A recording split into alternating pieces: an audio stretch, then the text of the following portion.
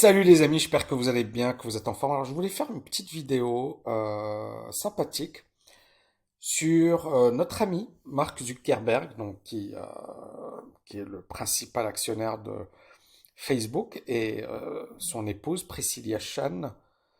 Et ils vendent un appartement, leur appartement de San Francisco pour 31 millions de dollars. Alors ce qui est intéressant, c'est que cet appartement, ils l'ont acheté à 21 millions de dollars. Vous voyez ici, 21 millions de dollars en 2012. C'est-à-dire qu'en 10 ans, euh, ils ont presque triplé, hein, puisque finalement, ils ont dû l'acheter à 10 millions de dollars.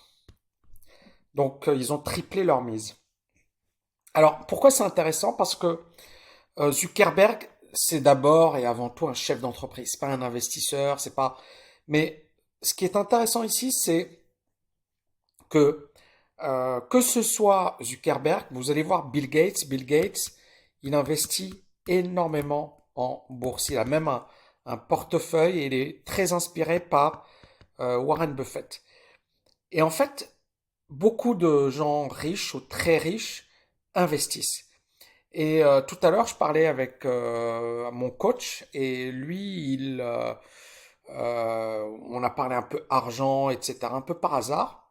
Et il m'a dit, moi, en fait, mon argent, à chaque fois que je gagne, je dépense mon argent. J'épargne pas, je ne place pas. Et ensuite, il a commencé à me dire, oui, mais j'ai des amis, ils ont investi toutes les économies de toute une vie sur Luna et ils ont tout perdu. J'ai peur d'investir, etc. Et je lui ai dit, bon, ça fait plus de 10 ans qu'il est à Dubaï. Je lui ai dit, eh, tu payes ton loyer, t'as pas acheté d'immobilier. Il m'a dit, oui, mais moi, l'investissement, c'est vraiment mauvais, etc. Et en fait, je lui ai dit, waouh, tu dois changer rapidement ton état d'esprit, ta manière d'investir, etc. Mais tu dois vraiment le faire rapidement. C'est-à-dire, je lui ai dit, voilà, et en plus, bon, les coachs à Dubaï, ils s'en sortent bien, hein, c'est-à-dire, ils gagnent bien leur vie.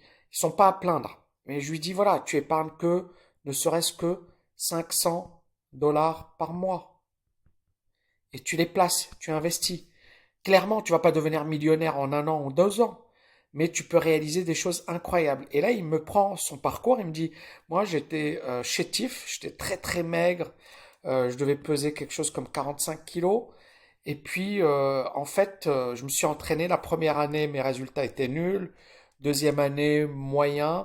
Troisième année, et voilà. Et en 10 ans, j'ai obtenu des bons résultats. Et effectivement, il a de bons résultats. Mais c'est ça le truc.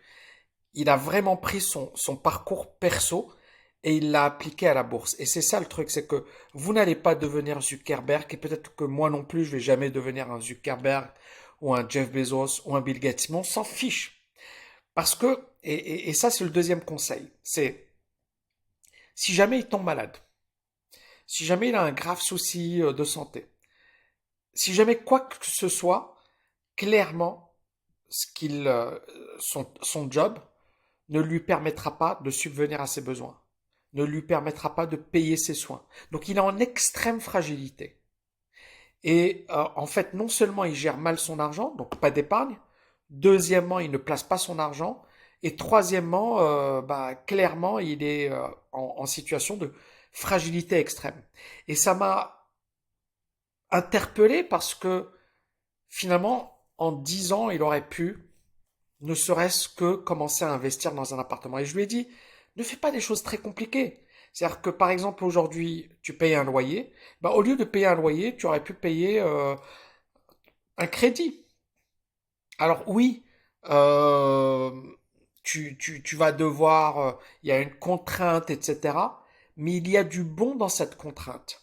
Donc c'était vraiment une petite vidéo hein, pour revenir hein, sur les Zuckerberg, etc. Au-delà du côté business, ces gens-là, ils investissent leur argent, ils ont des patrimoines immobiliers, ils ont des patrimoines boursiers, et, euh, et c'est incroyable. C'est-à-dire que, en fait, ils connaissent pas la crise et ils sont vraiment investis à long terme. Et le grand public, c'est à 95, 99% des gens, ils vivent de salaire en salaire. Et mon coach en est la preuve, c'est-à-dire que il aurait pu en 10 ans épargner de l'argent, placer, acheter de l'immobilier, placer en bourse. Mais il m'a dit, moi je connais pas la bourse, ça me fait peur, l'immobilier c'est pas mon truc, je suis un mauvais gestionnaire. En fait, il m'a sorti plein de mauvaises raisons. Et là, moi, en fait, je lui ai dit, mais en fait, c'est très simple. Il faut juste commencer. Et donc, les amis, j'espère que vous avez kiffé cette vidéo. C'est une petite vidéo, mais je pense très puissante à long terme pour beaucoup de personnes parmi vous. N'essayez pas de devenir millionnaire, d'accord? N'essayez pas de gagner énormément d'argent. Ne cherchez pas à révolutionner. Juste commencez par des petits pas, hein. Si par exemple aujourd'hui tu arrives à épargner 100 euros, c'est super. 200 euros, c'est génial. N'essayez pas de faire des choses extraordinaires. Et c'est ça le truc. Moi, je suis en train d'étudier un mec comme Warren Buffett. Et en fait, ce que j'aime chez Warren Buffett, c'est que il insiste beaucoup sur l'importance de la simplicité. Il faut que ce soit simple. Il ne faut pas que ce soit compliqué. Quand il achète des actions qu'il comprend et qui sont simples. Beaucoup de gens se sont foutus de lui par rapport au Bitcoin ou la bulle des valeurs technologiques. On se fout de la gueule de Warren Buffett depuis des années et des années et des années. Sauf que le gars, il a mis la tannée à tout le monde, quoi. C'est ouais, le meilleur investisseur probablement de tous les temps, quoi. Alors il y a certaines personnes qui vont dire que sa performance n'est pas, mais en termes de patrimoine, c'est le numéro un, Warren Buffett, l'investisseur numéro un au monde. Il faut s'inspirer de lui. Il faut essayer de comprendre ce qu'il a fait. Il faut essayer de savoir pourquoi il l'a fait. Et le mec, en fait, Warren Buffett, ce que j'aime beaucoup, c'est que c'est la simplicité. C'est, je ne me prends pas la tête, j'essaie de faire simple. Alors, bien évidemment, il a des ratios, il achète pas n'importe quelle action, etc. Mais c'est la simplicité ultime. Et vous, dans vos investissements, dans la gestion de vos finances, etc., vous devriez procéder de la même manière. Vraiment simple, commencez petit à petit, étape par étape. C'est-à-dire, moi je vois mon parcours et honnêtement, euh, j'ai pas eu mon patrimoine. Alors aujourd'hui, voilà, je suis pas à plaindre loin de là. Mais quand je vois mes débuts, j'ai commencé, mais il y avait rien. J'aurais jamais imaginé avoir ma situation financière d'aujourd'hui. Mais ça, c'est comme ça, c'est le plus important. Aujourd'hui, ma situation, c'est bon.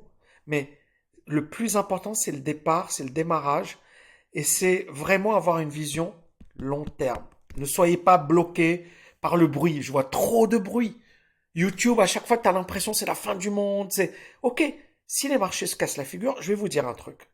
Ça va être l'opportunité du siècle. Donc, il y a beaucoup de gens qui vous disent, voilà, on va vous piller votre argent, c'est la fin du monde, c'est ceci, c'est cela. Peut-être. Mais laissez-les s'exciter, etc. Et préparez-vous. Parce que un Templeton est devenu, voilà, très riche en période de crise. Warren Buffett, en 2008, quand il y a eu la crise des subprimes, il s'est gavé. Il avait plein de cash. Goldman Sachs lui a dit oui, il a fait un deal de fou avec Goldman Sachs. Goldman Sachs, pourtant, c'est les banquiers les plus intelligents, mais Warren Buffett, il a fait ce qu'il voulait de Goldman Sachs, parce qu'ils avaient besoin de lui. Donc, ce qu'il faut savoir, c'est que quand vous êtes prêt, quand il y a des crises, beaucoup de gens vont paniquer, beaucoup de gens vont crier, beaucoup de gens vont dire c'est la fin, c'est ceci. Et en fait, un bon investisseur doit garder son sang-froid et se dire, OK, à quel moment je vais me positionner et est-ce que c'est intéressant pour moi? Et donc vraiment, vous devez vous préparer. Et au lieu de tomber dans la panique, d'accord? Ça sert à rien. Ça ne fait pas avancer les choses. Et ça vous bouffe votre énergie. Focalisez-vous sur qu'est-ce que je fais dans tel cas de figure. Si la bourse explose à la hausse, qu'est-ce que je fais? Si la bourse s'effondre, qu'est-ce que je fais? Si la bourse stagne pendant 10 ans, qu'est-ce que je fais? Préparez-vous à ce qui va arriver demain. D'accord? Très important. J'espère que vous avez kiffé cette vidéo, les amis, et je vous dis à bientôt. Ciao, ciao, ciao.